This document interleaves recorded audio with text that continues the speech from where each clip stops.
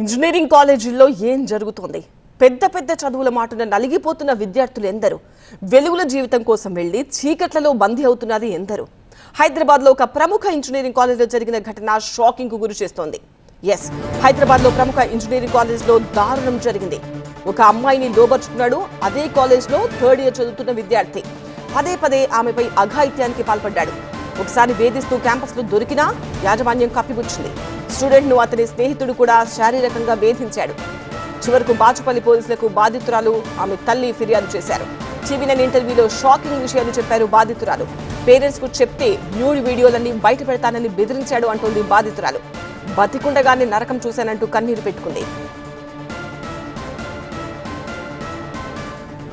ఏం జరిగింది? బాధితురాలి ఆవేదనేంటి? మా ప్రిన్సిపల్ కరెస్పాండెంట్ జ్యోతి అందిస్తారు. ప్రస్తుతం మనతో మాట్లాడేందుకు ఆ సదరు యువతి ఉంది. ఒకసారి మాట్లాడదాం అసలు ఏం జరిగింది అనే దానికి సంబంధించి.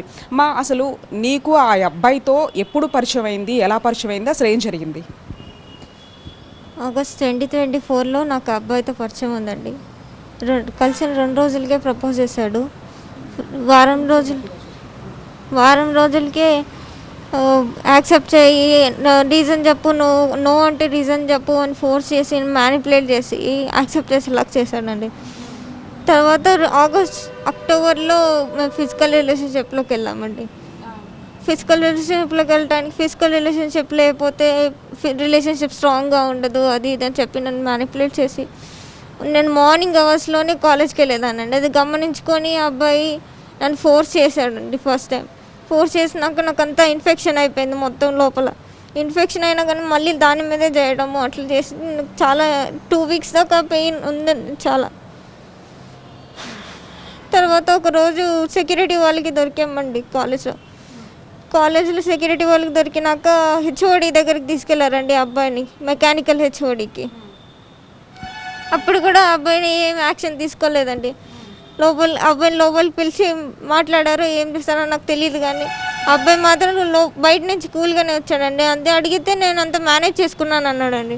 అంటే ఆ టైంలో మీరు పోనీ పేరెంట్స్ చెప్తా, లేకపోతే నువ్వు ఇట్లా చేస్తున్నావు కాబట్టి నేను కనీసం పోలీసులకి ఆశ్రయిస్తాను అన్న విషయాలు చెప్పినప్పుడు అతను నిన్నేమైనా బెదిరింపులు గురి చేసేవాడు? ఇంకొక అబ్బాయి కూడా ఉన్నాడని చెప్పారు. అసలు ఎవరు వీళ్ళిద్దరు? ఏంటి ఫ్రెండ్సా? అదే కాలేజా? వేరే అబ్బాయి కూడా? ఇంకొక అబ్బాయి మా కాలేజే 2021 డిప్లొమా పాస్ అవుట్ అండి. వీళ్ళిద్దరు మూవీ తీద్దామని కలిసారండి. వాళ్ళిద్దరు అట్లా పరిచయం అంటే అట్లా నాకు పరిచయం చేశాడండి. వాళ్ళిద్దరు మూవీ తీద్దామని. మళ్ళీ ఈయన కూడా నేను లవ్ చేస్తున్నానని డ్రామా స్టార్ట్ చేశాడండి. స్టార్ట్ చేసి నా గేట్ ఎగ్జామ్ టైంలో 2026 ఫిబ్రవరి 14th గేట్ ఎగ్జామ్ టైంలో నా హాల్ టికెట్ అను ఆధార్ కార్డు తీసుకొని నన్ను బ్యాడ్ టచెస్ అని చేశాడండి. తర్వాత రూమ్ తీసుకెళ్ళి నాతో ఫిజికల్గా కలవడానికి బలవంతం చేసి నన్ను అక్కడ నుంచి తప్పించుకొని కాలేజ్కి వచ్చానండి. అంటే ఎటువంటి ఇబ్బందులు మీరు ఫేస్ చేశారు పర్టికులర్గా? అంటే సంవత్సరం పాటులో మిమ్మల్ని మీ వీడియోస్ని కూడా ఏదో సోషల్ మీడియాలో పెడతారు అని చెప్పేసి బెదిరింపులు కూడా పాల్పడ్డారని మీ కంప్లైంట్లో పేర్కొన్నారు. సో ఎట్లాంటి బెదిరింపులు మీకు గురి చేశారు? మా ఇంట్లో చూపిస్తాను వీడియోస్, మా మమ్మీ డాడీకి చెప్తాను, ఫ్రెండ్స్కి చెప్తాను, అది నన్ను బ్లాక్మెయిల్ చేసి నాతో ఇంక నచ్చినట్టే ఉండాలి మేడం, ఇంకా ఆయనకి నచ్చినట్టు లేకపోతే ఇంకో కొడతాడు. అంతా నన్ను కంట్రోల్లోకి తీసుకొని నా ఫోన్ కూడా ఆయన కంట్రోల్లోనే ఉంటుంది మ్యామ్. ఇంకా నేను ఏది బయట చెప్పడానికి లేదు, ఏ యాక్సెస్ కూడా లేదు నాకు. మీరు చెప్పండి, ఎందుకంటే ఒక మంచి కాలేజ్లో, అది ఒక ప్రముఖ కాలేజీలో చదువుకుంటున్నటువంటి మీ అమ్మాయికి ఆ కాలేజీలో స్టూడెంట్స్ ఈ విధంగా వేధింపులకు గురి చేయడం దాని పట్ల అంటే ఏం చెప్తారు? ఎందుకంటే చాలా ఇబ్బంది పడ్డానని చెప్తోంది తను. అవునండి, ఇది యాజమాన్యం దృష్టికి వచ్చిందండి. ఫస్ట్లోనే స్టార్టింగ్ అప్పుడే వచ్చింది, 2004లోనే వచ్చింది. వచ్చినప్పుడు యాజమాన్యం దృష్టిలోకి వచ్చినప్పుడు మాకు కంప్లైంట్ చేయాలి. ప్రతి దానికి కంప్లైంట్ చేసేవాళ్ళు హాజరు లేకపోయినా, లేకపోతే డబ్బులు మేము కట్టపోయినా అన్నిటికీ చేస్తారు. పేరెంట్స్ రావాలి, కట్టాలి. మాకు కట్టపోతే ఎగ్జామ్ హాల్ టికెట్లు కానీ ఏమి ఇవ్వరు. ఇంత ఘోరమైన విషయం వాళ్ళ దృష్టికి వెళ్ళినప్పుడు ఇది చిన్న విషయమా? లేకపోతే ప్రేమించుకుంటున్నామని ఏమైనా దొరికారా?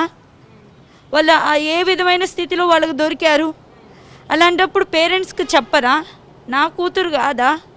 నా కూతురేగా, నేను నమ్మి వాళ్ళని ఎందుకు పంపిస్తున్నాను? కొన్ని మామూలుగా అయితే చెప్పగలిగేదేమో, చాలా దారుణమైన విషయాలు తన జీవితంలో జరిగినాయి. అవన్నీ కూడా వాడు దుర్మార్గంగా ఒక మృగంలాగా ఒక సైకో లెక్క వాడి ఆలోచన అంతా కూడా. పాపని ఎలా అంటే తనతో ఉండే విషయం కూడా చక్క ఆనందంతో గడపాలి వాడు. ఈమె సాడ్తో ఉన్నా వాడికి మూడు రాదంట. అంత దుర్మార్గంగా వాడు క్రూయల్ మైండ్తో వాడు అట్లా చేస్తాడండి. అవి ఇప్పుడు సంవత్సరంన్నర పాట ఇది జరుగుతున్నప్పుడు ఎప్పుడు ఆ అమ్మాయి డల్గా ఉన్న విషయం కానీ లేకపోతే ఇంకా కాలేజ్కి వెళ్ళేటప్పుడు వచ్చేటప్పుడు జరిగేటటువంటి తన లైఫ్లో కొన్ని షేర్ చేసుకుంటూ ఉంటారు, ఒకరికి కాకపోయినా ఒకరికైనా షేర్ చేసుకుంటూ ఉంటారు. ఇలాంటివేవి 1 ఇయర్ పాటు మీ దృష్టికి రాలేదా? లేదమ్మా, మా దృష్టికి అసలు ఏమీ రాలేదు. మా దృష్టికి ఏమొచ్చిందంటే పాప ఎప్పుడు సిక్ అయిపోతుండేది.